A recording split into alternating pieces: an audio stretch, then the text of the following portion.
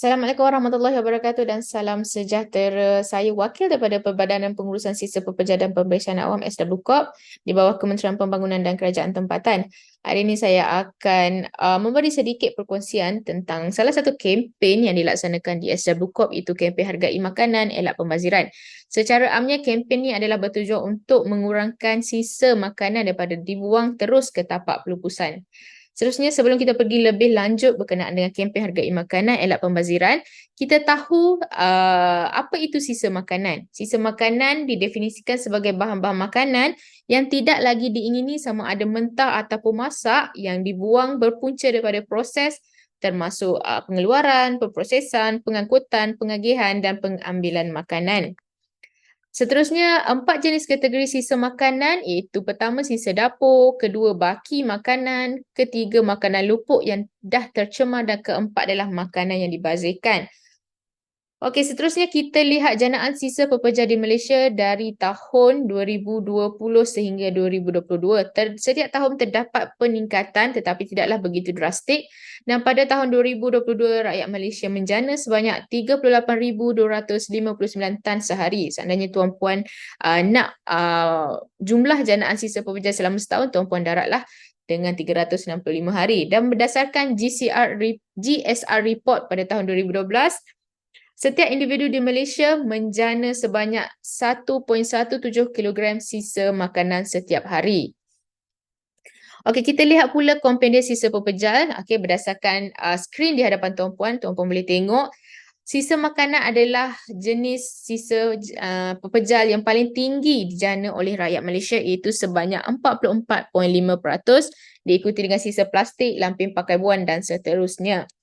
Dan 44.5% itu dianggarkan sebanyak 17,206 tan sehari. Dan bila kita pecahkan pula sebanyak 24% sisa makanan yang masih boleh dielakkan seperti ataupun boleh tengok di skrin, pisang, kulit sahaja rosak, isi dia belum rosak tapi dah dibuang.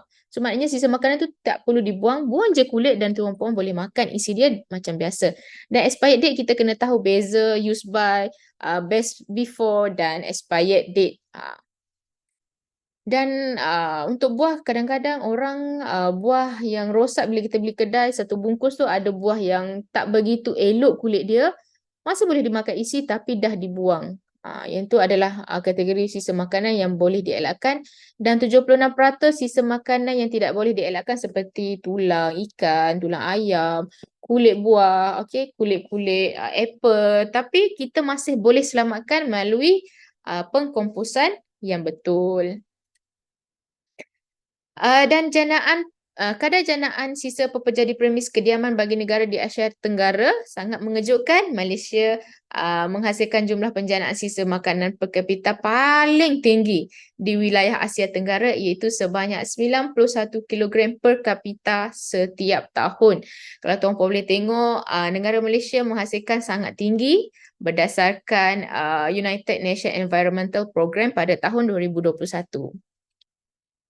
Dan kita lihat pula kepada apa penyumbang utama sisa makanan mengikut sektor. Okey, isi rumah ataupun household sebanyak 38% yang paling tinggi, dan diikuti dengan pasar basah, pasar malam dan bazar Ramadan sebanyak 24%, restoran menjana sebanyak 23%, lain-lain 8% dan hotel sebanyak 7%.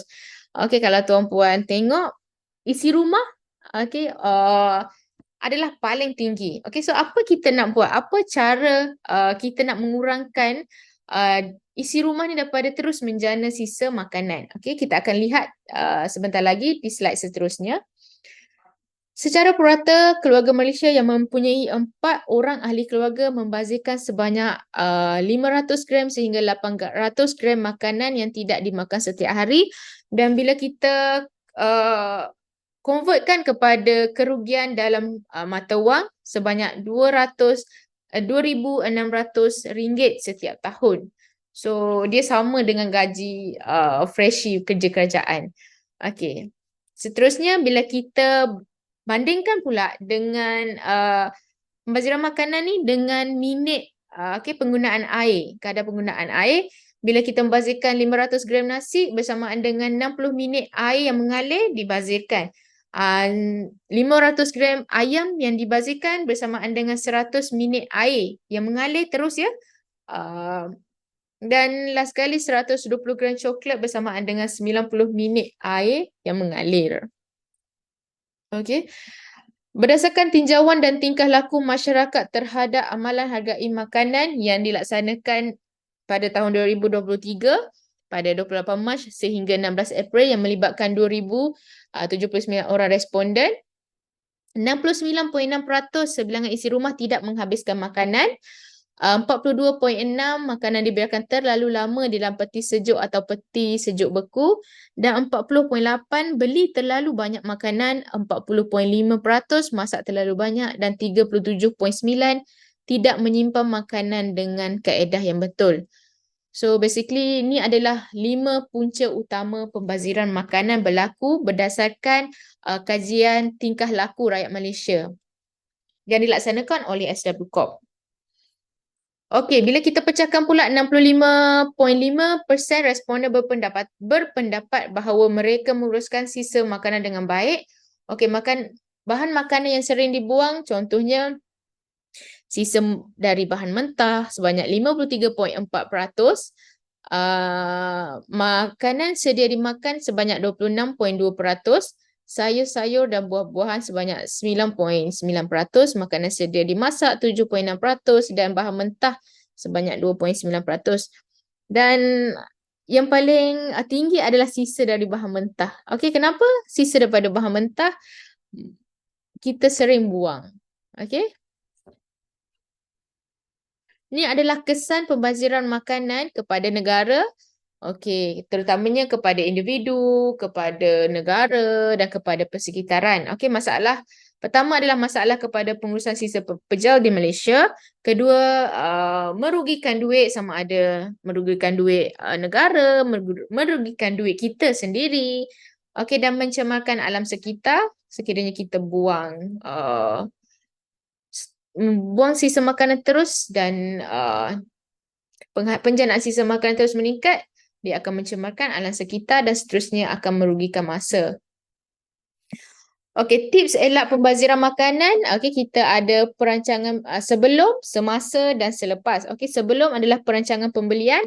Rancanglah senarai menu yang betul ataupun yang teratur sebelum kita pergi beli ke pasar. Hadkan pembelanjaan bersederhana dan tidak boros. Seterusnya, beli barang makanan mengikut keperluan. Dan nombor 4, semak tarikh luput. Okey, saya sarankan sesiapa yang pergi beli makanan, tengoklah dulu expired date. Terutamanya roti. Kadang-kadang dia tagging yang berbeza warna adalah berbeza tarikh expired dia. Kadang-kadang kedai makan dia mengamalkan FIFO, first in first out. Apa yang tarikh luput yang expire awal dia akan letak di depan, yang bila yang dah lambat dia akan letak di belakang. So seandainya tuan-puan belum bercadang untuk makan roti ataupun makan makanan yang senang expired, tuan-puan tak perlu beli lagi. Beli semasa diperlukan. Okey, semasa penyediaan makanan, amalkan konsep FIFO, first in first out. Maknanya makanan yang baru dibeli tuan-puan letak belakang dan barang yang dah lama dibeli tuan-puan enjak ke hadapan. Seterusnya, menjaga kebersihan untuk elak pencemaran silang pada makanan. Okey, setiap kali tuan-puan masak makanan mentah dan makanan kering, elakkan mengguna papan pemotong yang sama. Contohnya daging untuk papan pemotong daging dan untuk sayur papan pemotong sayur saja untuk mengelakkan pencemaran silang. Seterusnya, masak mengikut kuantiti yang betul dan simpan lebihan makanan mentah untuk digunakan dalam masa berikutnya. Simpan bekas kedap udara untuk mengelakkan mikroorganisma masuk ke dalam sisa makanan kita. Semasa ataupun selepas makan, ambil makanan mengikut keperluan dan habiskan makanan. Simpan bekukan lebihan makanan untuk hidangan digunakan dalam masakan baharu. Kongsi makanan dan sentiasa bersyukur dengan nikmat makanan yang kita dapat.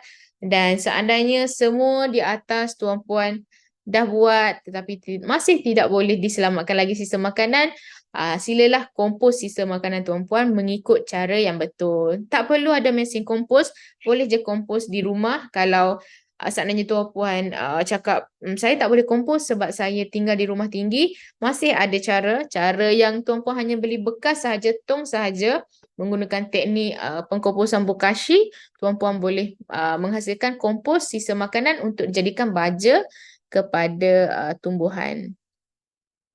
Okey, itu saja perkongsian daripada saya berkaitan dengan kempen yang dilaksanakan di SLB Corp, itu kempen hargai makanan dan elak pembaziran. Sekian, terima kasih. Assalamualaikum warahmatullahi wabarakatuh.